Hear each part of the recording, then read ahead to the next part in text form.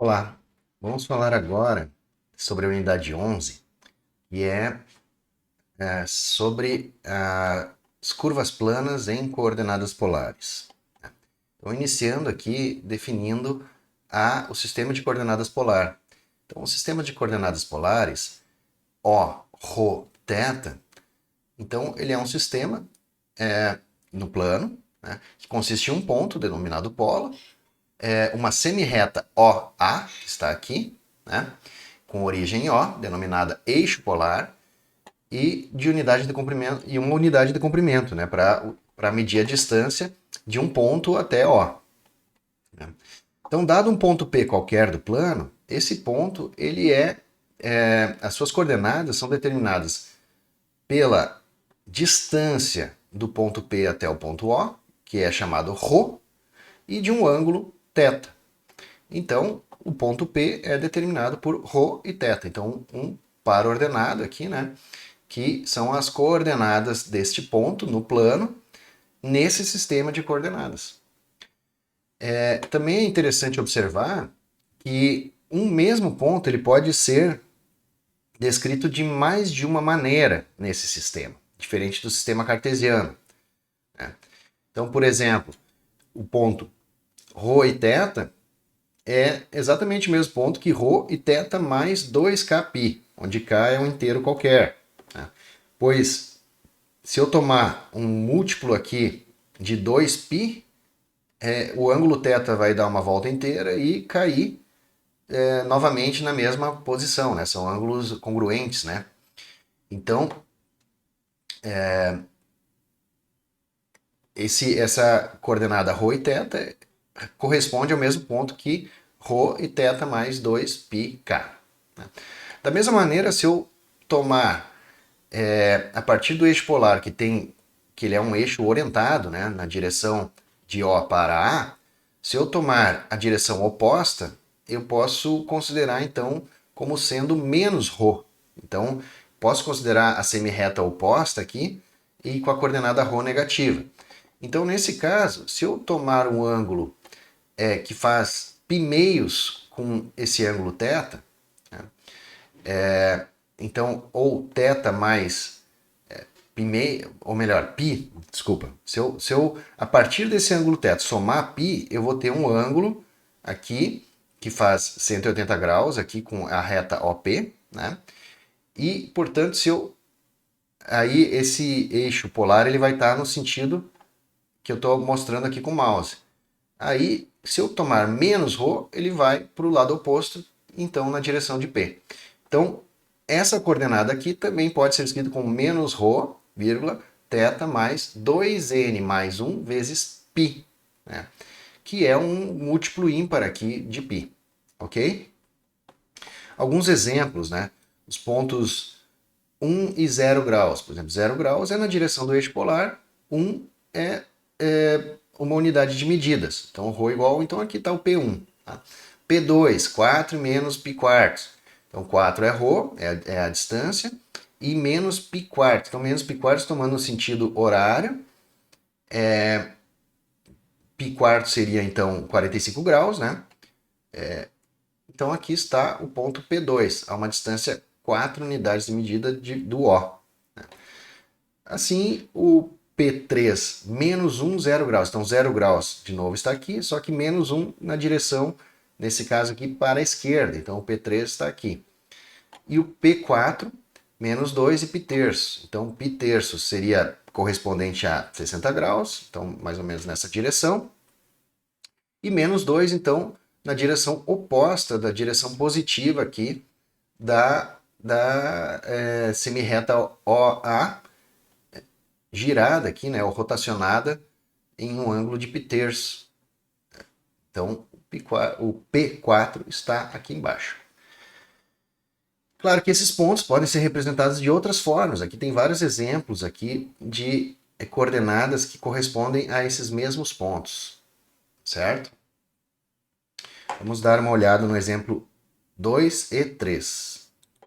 Então, o exemplo 2, ele diz o seguinte, ó, o conjunto C dos pontos P, ρ e θ, que satisfazem a equação ρ igual a 3, veja, ρ igual a 3 Então a distância da origem é fixada. Essa é uma equação que fixa e não tem o θ aqui. Então quer dizer que o θ é livre, pode variar nos reais.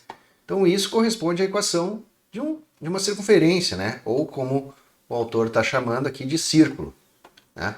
Então o conjunto dos pontos ρ e θ, aqui ρ é igual a 3 e θ pertence aos reais, é esse círculo de centro O e raio igual a 3. O conjunto de pontos P, ρ e θ do plano que satisfazem a equação polar θ igual a π², veja, aqui é diferente. O ângulo está fixado e a distância é livre, né? O ρ varia nos reais. Então, quer dizer, se o ângulo θ é fixo em π² e o ρ, que é a distância do ponto até o θ, pode variar, então esse conjunto de pontos vai formar essa reta aqui. Então, essa é a equação de uma reta que passa pelo polo O e tem inclinação θ0 igual a π², com respeito ao eixo polar. Certo? Muito bem. Vamos ver essa proposição aqui. Seja O, ρ, θ, o sistema de coordenadas polares no plano, seja um R uma reta que não passa pelo polo O. Então a reta não passa pelo polo O. A distância do polo à reta R, a gente tem uma fórmula ali para fazer isso, né?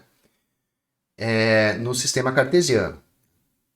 A distância do polo O à reta R, quer dizer, lambda é a distância do polo O à reta R, alfa é o ângulo que o eixo polar forma com a semirreta, então alfa está representado aqui, né? A semirreta de origem no polo perpendicular a R, então a R está aqui, uma reta qualquer, tomando aqui a reta que passa pelo ponto O e faz 90 graus aqui, ou é perpendicular à reta R, então dada essa reta aqui, né? Lambda aqui é a distância e alfa o ângulo, então o ponto P de coordenadas polares ρ e θ pertence a R se e somente se atende a esta equação aqui, ó. Então, esta é a equação da reta R, certo? Existe uma demonstração para essa proposição aqui, né, que está no livro, e vamos ver em seguida. Então vamos lá para a demonstração. Então, vou seguir a nossa bibliografia, né? Então, seja aqui a origem O, né? Um ponto A aqui, que determina a semirreta que é o eixo polar, né? Vamos pensar aqui, então, na reta P, na reta R, quer dizer. A reta R, oblíqua aqui, assim. Esta é a reta R. Então, a reta OQ, que faz um ângulo aqui de 90 graus, aqui o ponto Q, certo? Aqui o ponto O. Então, dado um ponto qualquer P, que ele pode estar em qualquer posição dessa reta, vamos, para simplificar, colocar ele aqui, ó. Depois a gente tem que ver o outro caso dele estar para o outro lado. Mas vamos colocar ele aqui para simplificar um pouquinho. E aí a gente tem aqui a reta que passa por O e passa por P. Ficou um pouco feinho aqui o desenho, mas vamos em frente. Então, a gente tem o seguinte, ó, OP é a projeção, a distância desse vetor aqui pode ser descrita como... Bom, no sistema de coordenadas polares, esse aqui é o próprio ρ, né? Vamos aqui por partes. OK, agora sim, OK. Esse aqui que eu estava pensando aqui, que é a projeção, né, de OP sobre essa reta OK. Mas aqui, pela proposição aqui, a gente vai chamar de lambda, certo? Cosseno, vamos escrever aqui este aqui, chamar de beta, o ângulo beta. Esse aqui é o ângulo θ inteiro aqui, né? E aqui o ângulo alfa, certo? Então a gente pode dizer que cosseno de beta é igual a cosseno de θ menos alfa, porque o beta é o θ menos alfa, certo? No caso do P estar para o outro lado, a gente pode escrever que cosseno é igual a alfa menos θ. Mas a gente está concentrado aqui nessa parte aqui, né? Que o P está nessa posição e não abaixo aqui do ponto Q, nessa posição aqui que eu estou desenhando, né? Nesse desenho que eu estou construindo aqui. E aí a gente pode também escrever que a projeção de OP, que é OP, na direção de OQ, né? Pelo que a gente já estudou, é o produto interno de OP-OQ, que eu posso escrever também como OP, módulo de OP, módulo de OQ, vezes o cosseno de beta, que é o ângulo entre eles, divididos por OQ, a norma de OQ ao quadrado, vezes ainda o vetor OQ. Então, essa aqui é a projeção segundo o que nós já estudamos.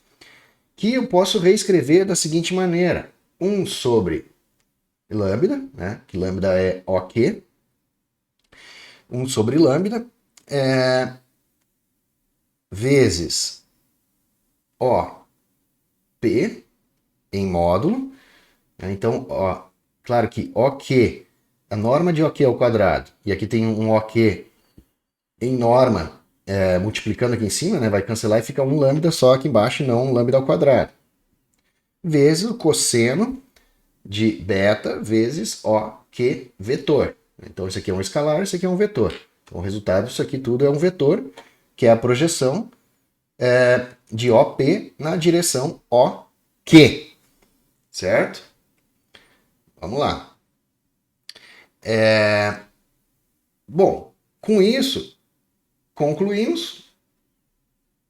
Acho que eu vou trocar de caneta aqui, porque parece que está pequeno demais. Concluímos o seguinte, ó, que se a projeção de OP na direção de OQ é igual a OQ, né? Então, a direção de OP na direção de OQ é o próprio OQ. Isso aqui, C e somente C. Então, a projeção está escrita aqui em cima, que eu vou repetir, né? Então, é 1 sobre lambda. 1 sobre lambda. OP, a norma de OP, né? Cosseno de beta OQ, que é igual a OQ. Okay? Então, a projeção que está aqui é igual a OQ. Isso C e somente C, portanto, 1 sobre lambda OP cosseno de beta é igual a 1. Certo? Porque eu tenho aqui OK e OK, né? Então, esse vetor aqui, OK, esse vetor aqui. Então, isso aqui tudo deve ser igual a 1, né? Multiplicando isso aqui, tá?